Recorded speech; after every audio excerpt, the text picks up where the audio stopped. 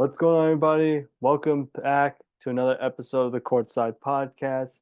Happy Sunday. On behalf of myself and my family, we all wish you a happy Memorial Day weekend. We hope you all are doing well, staying safe, staying warm, and staying active. In today's episode, we're going to be recapping games 1 through 3 of the Eastern Conference Finals, including tonight's game between the Mavs and the Timberwolves, and a whole lot more.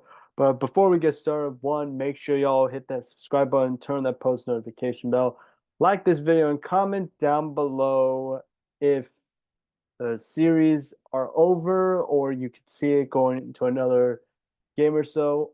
Also, I have to mention this because I think it's kind of important. Maybe to you guys, maybe to me, but not for you guys. There is no episode. Well, there's going to be an episode 20. It's except I'm gonna be dropping it next. What day is it? Next Monday. Next Monday, I'm gonna be dropping episode 20. The reason why I'm not doing like next Sunday is because I'm gonna be actually out of town this Memorial Day weekend. I'm actually like, as you guys know, I'm living in South Korea right now. It's Korean Memorial Day, the end of this week, and I'm flying. Me and my family we're flying over to Jeju to visit my dad's side of the family for a little bit. So there's no episode 20 on Sunday. There's going to be one Monday night, so stay tuned for that. But without further ado, let's hop into our immediate reactions. All right, so peeking at it, we got the Pacers and the Celtics game one. I watched a little bit of this game, just a little bit of this game, just because I was like really busy that day. Peeking at the game, the Celtics won this game by a score of 133 to 128. This game was actually like, in terms of game score updates, it was really fun to watch. Peeking at the Pacers side of things, Tyrese Halliburton led the way with 25 points. Pascal Siakam had 24 points to go along with 12 rebounds. Miles Turner seems to be getting better and better. He had 23 points and 10 rebounds. Aaron Nesmith had 14 points, and Andrew Nemward had 12 points. And then Obi Toppin led all bench scoring with 15, followed by TJ McCollum with 13.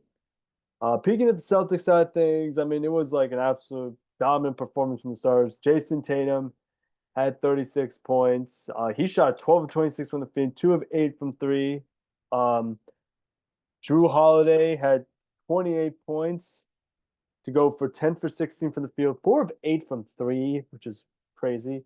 Jaylen Brown had 26 points. Derek White and Al Horford both finished with a combined 15 points each, and their bench was led by Peyton Pritchard with 8 points. Looking back at this game was actually really fun. It's unfortunate I couldn't watch the game, but it is what it is.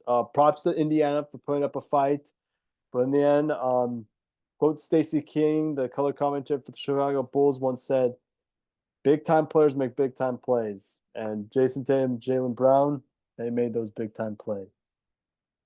Peeking over the next set, I think this was game one between the Mavs and the Timberwolves. Game one, it was rest, I should say, versus Russ in Russ for the Timberwolves. Peeking at as you know, the Mavs won this game 108 to 105, but we always have to check the box score. The box score of this game was actually quite impressive if you look at it. Peeking at the Maverick side of things, obviously Luka led the way with 33 points. Kyrie had 30 points. PJ Washington had 13 points. And off the bench, Derek Lively is looking solid as he comes at that rookie. Like, this kid is an absolute fiend. Like, this kid's going to be something special. I actually saw a YouTube video earlier this morning about Tyson Chandler comparing Derek to what he was back in the day, which is saying something considered. If you guys remember Tyson Chandler, this guy caught lobs for days. Peeking at the Timberwolves side of things, Jaden McDaniels had 24 points. Anthony Edwards had 19 points. Karl-Anthony Towns had 16 points. And Rudy Gobert had 12. And then Mike Conley had 6 points. And then peeking at the bench side of things, Naz Reid had 15. And Kyle Anderson, or as most people like to call him, Slow-Mo, had 11 points. Honestly, not a bad game for the Mavs. Not a bad game. Peeking at the next game, we had, I believe this is Mavs, Timberwolves, game. I mean, no, Pacers Celtics game two. This was a much, I guess, a bounce back win for Boston. I know they won game one, but like they needed this game because if you guys know, Boston has struggled in game two throughout this postseason, so they kind of need this one. But anyway, looking at the Pacers side of things, I mean, Pascal Siakam seems to be getting better and better within that Pacers team. He led the way with 28 points. Andrew Nemhard had 16, and Tyrese Halliburton had 10 points. And peeking at the bench, I mean, the bench, like, they couldn't do anything. Obi Toppin was, like, the only guy that played solid, and he only had 11 points. Peeking at the Celtics side of things, Jaylen Brown balled out. He had 40 points. Jayson Tatum and Derek White both had 23 points. Derek finished with 8 of 15 for the field, and Jayson had 9 of 20 for the field. And then Drew Holiday, I mean, Drew Holiday seems to be getting better and better, man. He had 15 points. And then their bench was led by none other than Peyton Pritchard with 12 points. Peeking at the next game, we had, I think this is game two between Minnesota, excuse me, Minnesota and Dallas game two. Honestly, I thought Minnesota was going to win this game, but like at the same time, you cannot count out Luka and Kyrie, man, because those guys are absolute metahumans in the playoffs, especially this year. Luka had 32 points. Kyrie had 20 points. PJ Washington at 10, and then Derek Lively, man, I gotta say, Derek Lively is continuing to get better and better. He had 14 points off the bench, and that's about it for the Mavs. Peeking at the Timberwolves side of things, Jaden McDaniels actually struggled in this game. He had 2 points, but everyone else on the Timberwolves starting lineup actually played really well. Anthony Edwards had 21 points. Mike Conley bounced back with 18 points. Karl-Anthony Towns had 15, and Rudy Gobert had 16 points. And then peeking at the bench, obviously Naz Reid led the way with 23 points. I gotta say, Naz Reid, man, he's something special. He is something special. Excuse me. Um, Peeking at the next game, we had game three between Indiana and Boston. Like the other two, I got multiple score notifications on this game. This game was actually nuts. I think I watched like the end of this game a little bit, or I just got score updates from this game. Man, this game was crazy. Peeking at the Celtics side of things, Jayson Tatum, phenomenal performance. I mean, 36 points, 10 rebounds, 8 assists, and almost triple double. Al Horford had 23 points. Jaylen Brown had 14 points. Drew Holiday had 14 points, but made the game-winning, I think what was it, layup and the free throw.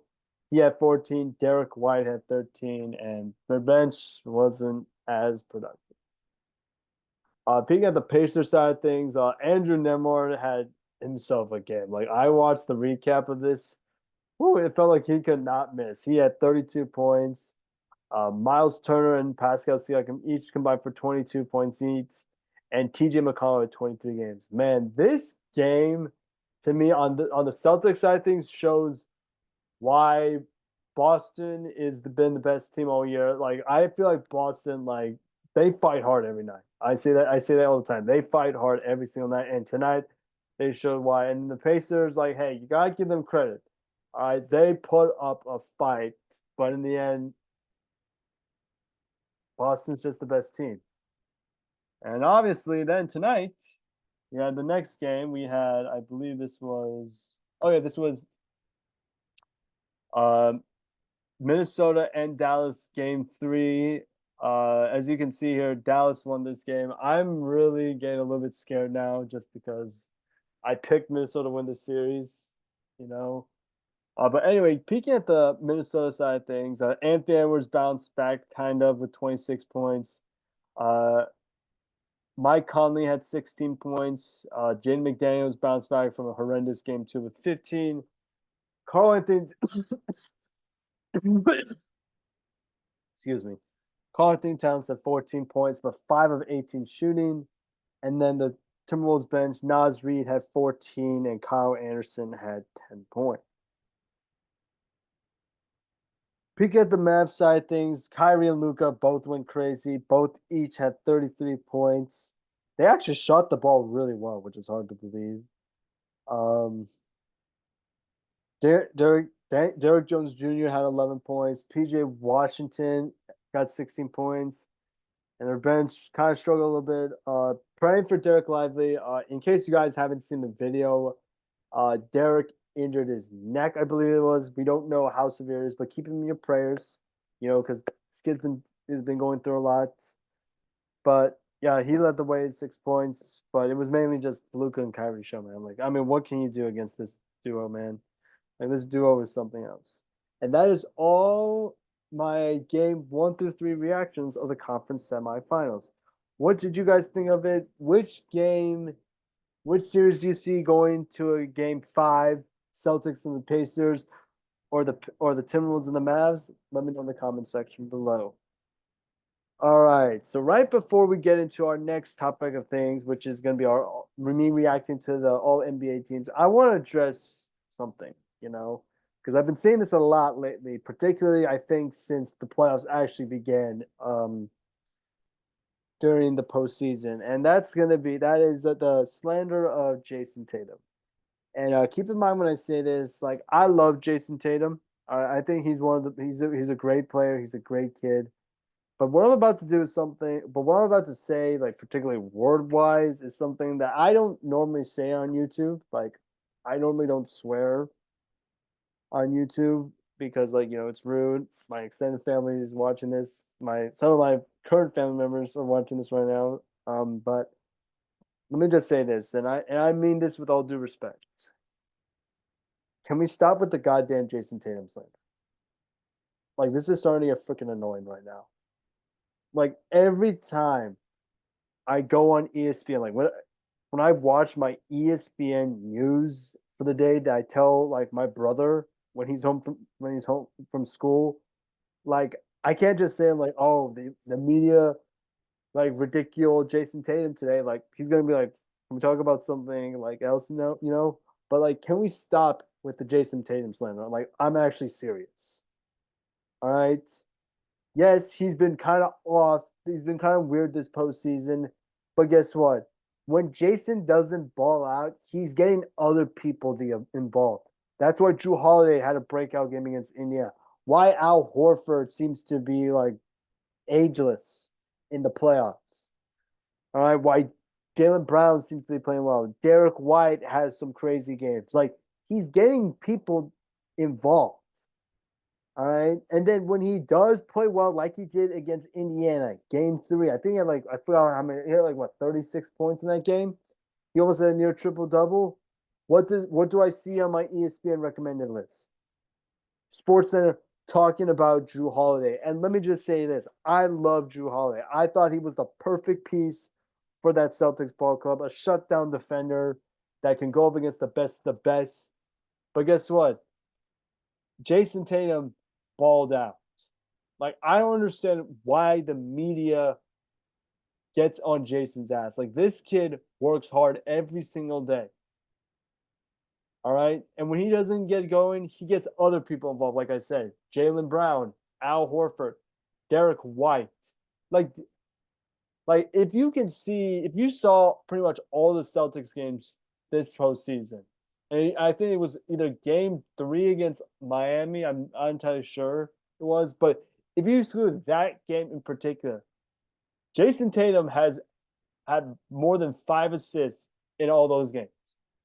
Even when they lost, which has been rare this postseason, he has had 5 or more assists in all those games. All right. Oh, Jayson Tatum's a ball hog. All right. He plays so much ISO ball. Not exactly. All right. So I'm gonna say it once, and I'm gonna say it again. Enough with the Jayson Tatum slander. I'm really sick of it. All right, because I want him to do well. All right. He's been one of my favorite players to watch. Like, as many of you guys know, I love KD, Steph, Braun, Booker, Giannis, Jokic, Embiid, Shea, like all those guys. I also love watching Jayson Tatum. All right. One of my good friends asked me, like, who'd you prefer to play on the Celtics? Like, they asked me when they like, who? I'm like, I gotta say Jayson Tatum. Like, I'm an Al Horford guy. Like, everyone knows that I love Al Horford. Like, Al Horford's my guy. All right, but Jayson Tatum is like a 1B. All right, it's like interchangeable between him and Al Horford because I love how he plays. He's a great kid. Also, he's 26 years old. All right, and yes, he needs to be the alpha dog. All right, but guess what? He has other guys. The Celtics have other guys, pardon me, that can go off and give you 20 points. All right, Jaylen Brown, Derek White, Drew Holiday, Al Horford. When he's playing and he's healthy, Kristaps Porzingis. Like they have other guys that that can give you 20 a night. Now, obviously, we know Jayson Tatum has to be the best player in order for the Celtics to win the championship. That is obvious. But stop criticizing the kid and let him play freaking basketball. Like, I can't even, like, last week, which this doesn't happen often. I normally, for my daily dose of sports news of the day, I'm normally watching ESPN because that's usually like the big news company. That's where I tell most of my information to my little brother most of the time. You know, what do I see on my YouTube recommended list? Jaylen Brown's the best player in the Boston Celtics. Jayson Tatum needs to step up. Like, that's all I saw last week. Actually, that's false information. I literally been seeing that all postseason. It's ridiculous. Like, just let the kid play. All right? He gets other people involved. Everyone's going, oh, Jason's a ball hog. This dude has had how many games has the Celtics played this postseason? I'm trying to remember. He's had, let's see, 5, 10, 13. 12 of the 13 games this postseason, Jayson Tatum has had 12 games this postseason out of 13 with more than 5 assists. All right? Like, yeah, does he need to step up? He does. But guess what? The Celtics have other guys that can go off. Drew Holiday, Derek White, Jaylen Brown, Al Horford, when he's there and when he's healthy, Kristaps Porzingis. Like, in the end, it's going to be Jayson Tatum's going to have a signature game in this postseason for the Celtics to win this title this summer. All right, but can we just say that was a great performance by Jayson Tatum? I thought he played really well. Yes, in Game 3 against Indiana, it was Drew Holiday's and one and his steal at the end of the game to win that game. But let's kind of be honest here. Jayson also balled out in that game. Like, let me look at this. I can't remember the top of my head on this. But I think in the last couple of games, I'm trying to look at Jayson Tatum's box score right now. I can't remember the top of my head. Where is it? Okay, Jayson Tatum. This is Jayson Tatum's these last couple games. Let me see. Where is it? Yeah, here we go. This is Jayson Tatum's last throughout this postseason stats ones. All right. All right, let's see. Game 3 against Indiana last night. All right. I'm counting his assists. All right. 8 assists. 5 assists in game 2 against Indiana. 4 assists against Indiana. Like, yeah, that's not okay. That's not okay. All right. Game 5 against Cleveland. 9 assists. Game 4 against Cleveland. 5 assists. Game 3 against Cleveland. 6 assists. Game 2 against Cleveland. 6 assists. Game 1 against Cleveland. 5 assists. Game 5 against Miami. 3 assists. Game 4 against Miami. 5 assists.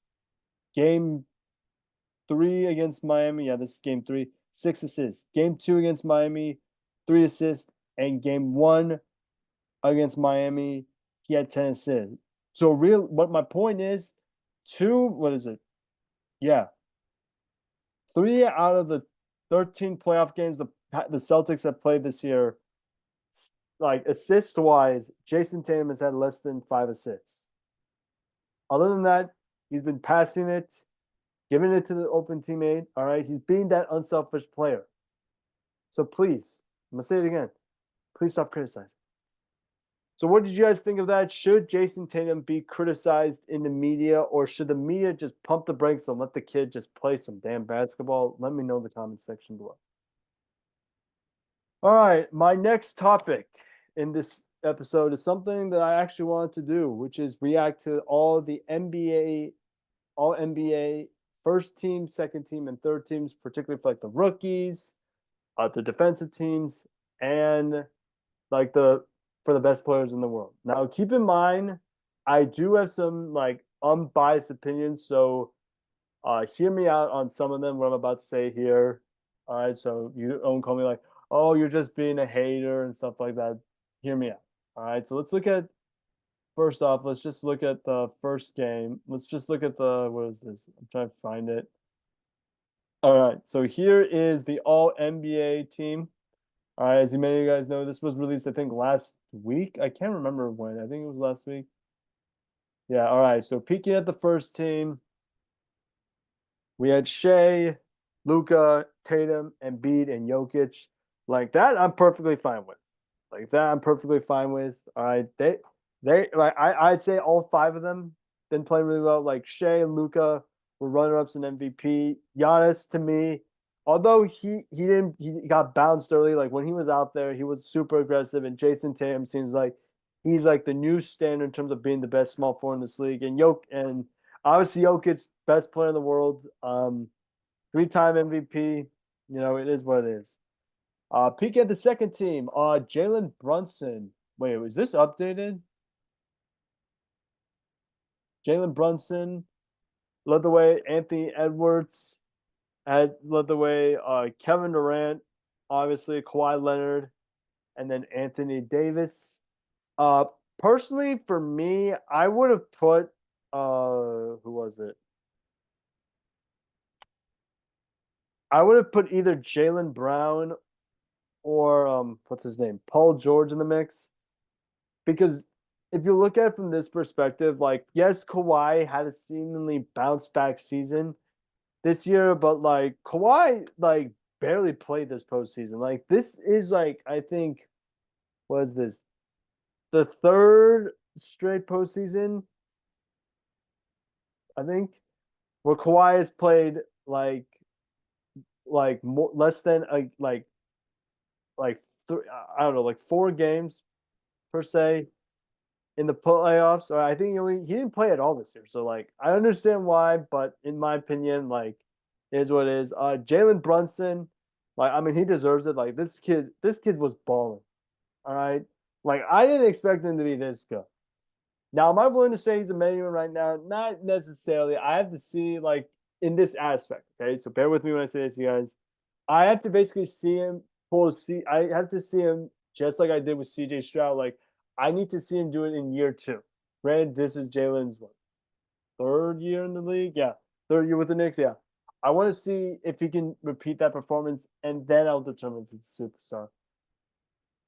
Anthony Edwards, I mean, like, come on, like this kid's so fun to watch. I do think he's a little bit cocky at times, but like, he knows how to back it up. And then like Anthony Davis, as many of you guys know, I was the biggest Anthony Davis critic.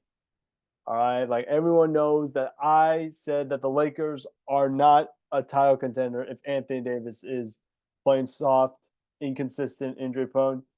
He made me eat my words. Now, like I said with Jalen Brunson, except this kind of applies to AD in this aspect. Like, I need to see AD play another maximum 70 games because a lot of you guys may not know this, but this is, I think, like AD's like second time playing it like more than 70 games this year, which is quite impressive, I would say. You know, but but it is what it is. Let's see if he can do that. If he can do that, AD, you have my respect. All right. And for those that want to, I love Anthony Davis. All right. He's a Packers fan. That's the one thing I like about him. He's a great player, but I need to see that performance. Kevin Durant, many of you guys know he's my guy. Love him to death. He actually played um more games this year than he has had in a long time. I think let me actually look this up. I can't remember the top of my head. Trying to look up when was the last time Kevin Durant has actually played more than 70 games because it's been a long time actually. Let's see. Yeah, the last time he played more than 70 games was his last year in Golden State. That is nuts. That's crazy, you know. But yeah. And then picking at the third team, we got Devin Booker, Steph, Tyrese Halliburton, LeBron, and Demas Sabonis. Um, like I said, I think Demas Sabonis has been balling this year. He has been balling out this year, balled out this year. Despite the fact that the Kings were, in terms of teams that made the post playoffs that's playing, were the most banged. I think they were kind of the most banged up team this year, if I'm not mistaken. So I would say that. And then LeBron. What can we say? Like Bron's a metahuman. You know, he's. See, I'm speechless about LeBron. And then peeking at the guards, you got Halliburton, Steph, and Devin Booker. I do think though, like Halliburton did have a great first half, but then I think he injured his hamstring. What was it, middle of the season, and he wasn't the same. But hey, he balled out this year, and yeah, that's all I gotta say about Halliburton. And then Steph and Devin Booker. I mean, both elite metahumans. Yes, Devin Booker is a metahuman. I don't care what you guys say. He's a metahuman. You know, but and the thing is, like, this guy is like gonna bounce back. Like I have a feeling the Phoenix Suns this upcoming season are gonna bounce back, and they're gonna take. I hope the NBA world knows that they're coming for blood. So who do you think should deserve the NBA All NBA team? Let me know in the comment section below. Personally, if I had to pick a player, I would have put Jaylen Brown there just because Jaylen balled out this year. But that's my own preference. But without further ado, let's react to the All NBA rookie teams, shall we? All right, so let's look at the rookie teams per se. I feel like the rookie teams, this is going to be interesting. All right, so let's see. This is the rookies per se. Let me pull up the rookies.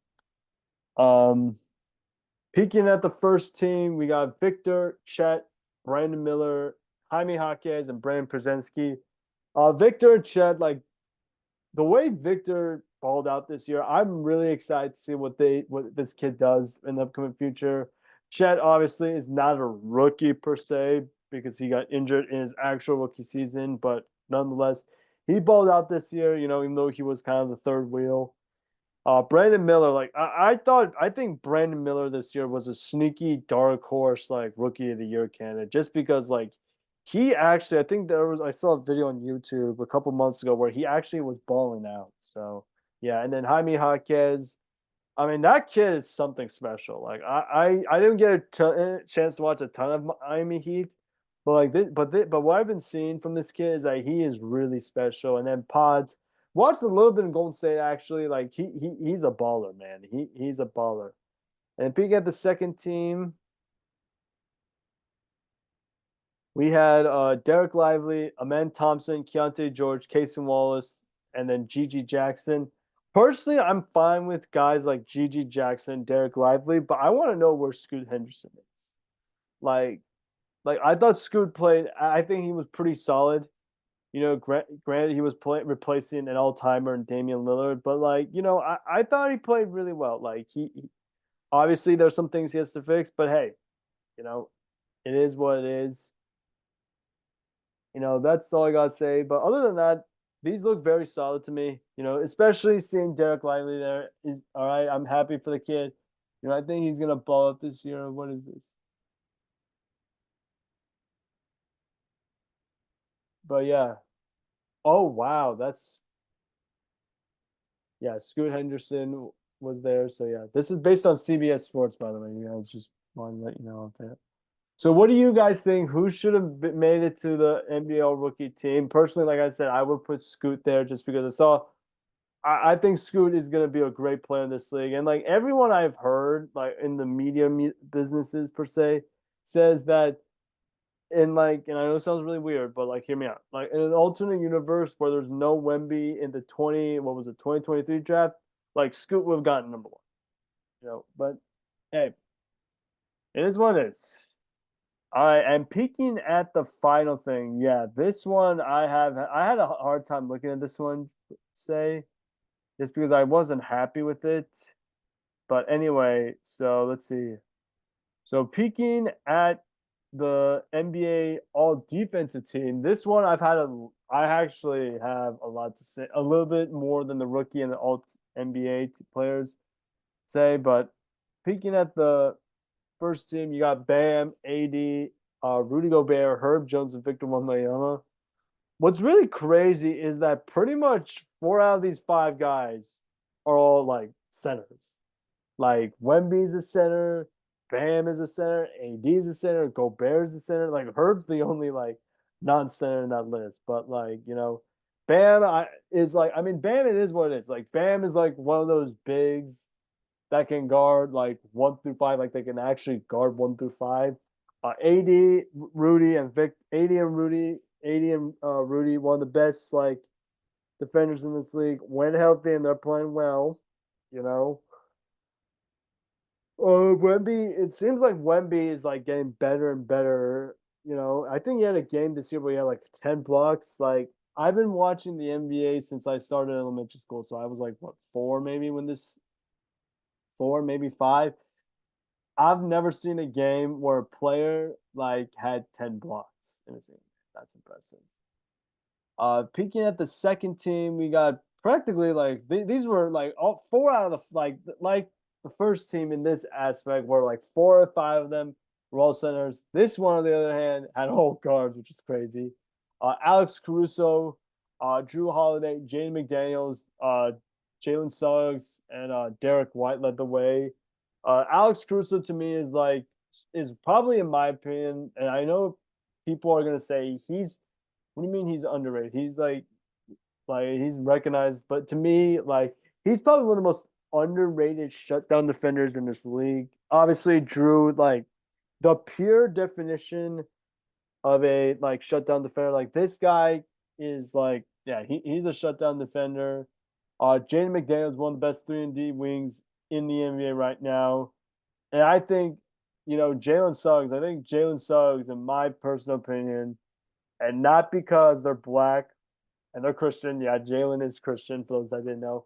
But anyway, I just think Jalen Suggs is going to be the next Drew Holiday. Like once Drew retires, decides to hang it up, I think Jalen Suggs is going to be the next what is it, Drew Holiday in this league. And then obviously, you know, Derek White. I think Derek White is like a really good like defender in this league. Like I think he's like I think he had like a stat somewhere where like he led all like NBA guards, I think, except for Drew and like defensive something. I can't remember. Personally, this list was not bad. I would have said I actually was gonna comment this on Instagram when they came out. I was wondering like, where the hell is Kevin Durant? Like this guy, literally, I think. Let me look at Kevin Durant's stats right now. I have to look them up because I can't remember on the top of my head. Um, let me see. Like Kevin Durant this year had like 1.2 blocks a game, but like this guy literally like balled out on the defensive side of the games. You know, I watched his game. I watched I like the second half of this year. Like I've been saying, I watched him ball out this year, and like he watched the Suns per se the second half of this year, and KD was playing very good defense. Like I think um he hold LeBron this year. I can't remember which game it was between the season series between the Lakers. I think it was like game 3 or 4 of the regular season between the Lakers and the Suns, where he held Braun under 10 points, hold Braun to 10 points in that game. Like, name me an actual NBA player that can hold LeBron freaking James, one of the best or second best NBA player of all time, to 10 points. Like, you just never see that. I thought that was I had to look twice at the box score for the Lakers just to make sure that I wasn't like tripping, you know. But yeah, man, I mean, KD balled out this year, and I think he had another game against Denver where he had like 5 blocks. But hey, it is what it is. So who do you think should have deserved the All NBA defensive team, whether it's the first or the second team? Let me know in the comments section below. All right, folks, that's about do it for this week's episode of the Courtside Podcast. If you enjoyed this video, which I hope you did, please give a like, subscribe, turn on the post notification bell. I'm gonna say it. I'm gonna say it again for everyone who doesn't know. The episode 20 will be dropped on Tuesday, I think. Yeah, Tuesday. Like Tuesday for people who are living in the U.S. Tuesday, which is yeah, Monday. Excuse me, Monday for the people who are living in the U.S.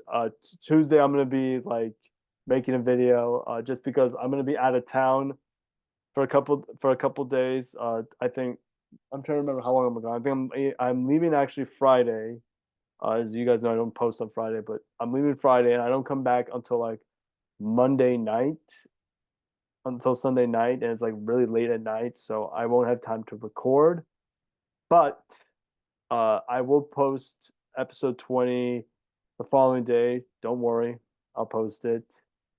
Um, I hope you have a fantastic evening. Have a great Memorial Day weekend. Stay safe, stay warm, stay active. The weather's getting nicer, and I'll see you guys next time. Bye.